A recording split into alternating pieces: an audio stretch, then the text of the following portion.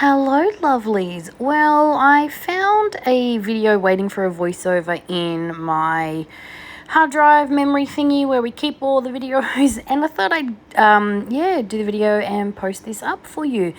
I actually did this a while ago. I was testing out a new way to add some color to my page. So after we moved, I decided to bring my inks closer to my desk so I could use them more often. This was also one of those experiments. I'm like, I have all these inks. Let's see if we can color my background with it. Well, as you can see, it works, but because they're dye inks, they're translucent, and it gave me color, but it still gave me the background. Like, I could still see the background. So I thought this was actually a fail, but I decided to press on and keep adding to it. And in the end, I think it's actually a pretty good technique. Of course, I had to add more to the backgrounds, but that is what we do in art journal pages. So yeah, it wasn't a problem. This was actually a really good way to add some color to a page, and again, use my stash. It's all about using the stash. So because this is a glossy paper, this is my altered book art journal that I found at the op shop earlier in the year. I love it. It's 12 by 12, might even be 13 by 13, but I just love the size, the pages. It's becoming one of my favorite altered books. But it does have glossy pages, so a lot of the times I gesso. I didn't gesso this page, as you can tell. When you gesso with ink, it really dilutes the ink, and I'm not a fan, so I wanted to see if this would work. As you can see, the ink is very wet though. Because it is a glossy page, the ink doesn't absorb into the paper. So what I had to do was let it dry. Now it is dried. As you can see, the colors are a lot more muted, but still I have color on the page. The black scribbles, I was playing with a paint pen. I think I was testing it out. I have a big black mark. I think it's the 8K, but I frayed the nib of it a very long time ago. So I actually took the nib out and turned it around. And I think I was just testing it out or something. Yeah, I don't really remember what I was doing, but I was literally just scribbling. Because this was a test page, I figure it just added to it. So this is me just experimenting with different things, seeing if this was something that I might want to continue doing. And because of the glossy page, the ink took to it really well and spread around quite a lot. So yeah, something I might do again. Also, while I was redoing my craft room after we moved, I found a whole bunch of Dina Wakley collage paper that I just don't seem to use much of. So I thought I'd throw some of that on here too. And now I'm coming with some acrylic paint. I couldn't help it. I love my acrylic paint, and I don't like muted colors. I needed some bold and bright, and also some opacity. I'm not a fan of translucency. I like my colors to be very bold, very deep.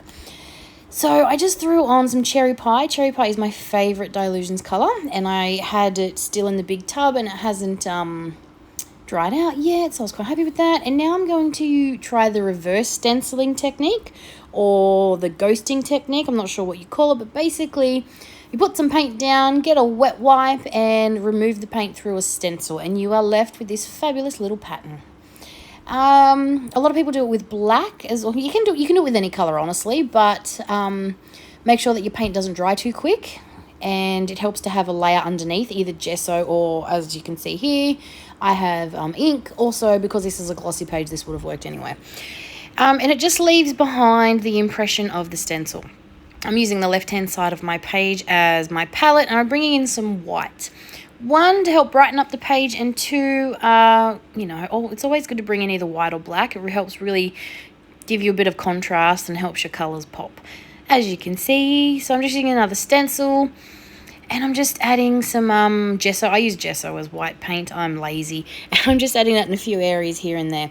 So as you can see, even though my ink didn't cover my page completely, you can still see that it's a really good technique. Like, it's given my background some texture, and you can't really make out what's on there. Like, you saw that there was an image of a woman up in the right hand corner, and you can't really tell that anymore because of my layers. Art journaling is all about layers. Because of that, you can't really tell. So I'm calling it a win. I'm really quite happy with how this turned out. I'm using the gesso to give me an area to put my focal image and my text. I'm using, again, something I found in my stash. This is the Dina Wakley ledger paper. and it's full of quotes, and I just needed somewhere so that it would stand out. So I just put some white gesso down just to give me literally some white space to add my quote to. And then I'm going to use one of the little my Marlene quirky people. Oh, I love them. I wish they were bigger. And I'm going to put that here as well. I always like to put a quote on my pages and generally a focal image of some kind. And these quirky people are really, really good. I also used the leftover of my white paint to add some splatters because I just love splatters and I feel like an art journal page is not complete without one. And now I'm going through my packet of quirky people, and I'm just going to pick one that I like. They're all fabulous. I love them all. You get two sizes, the small and the bigger. And yeah, I'm just going through picking one that I think works. They're like little collage people. They're really quite fabulous. And they're just perfect for art journal pages, if you ask me. So I settle on this one here. And I'm just going to add that. Now, yes, I'm breaking a cardinal rule of art journaling. It's not grounded to anything, technically. I feel like technically, one, she's got wings, so it works. But if you look at my white space, it's sort of grounded by the bottom of my white space area.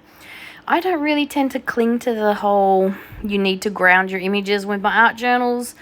It doesn't bother me when they tend to float around, but yeah.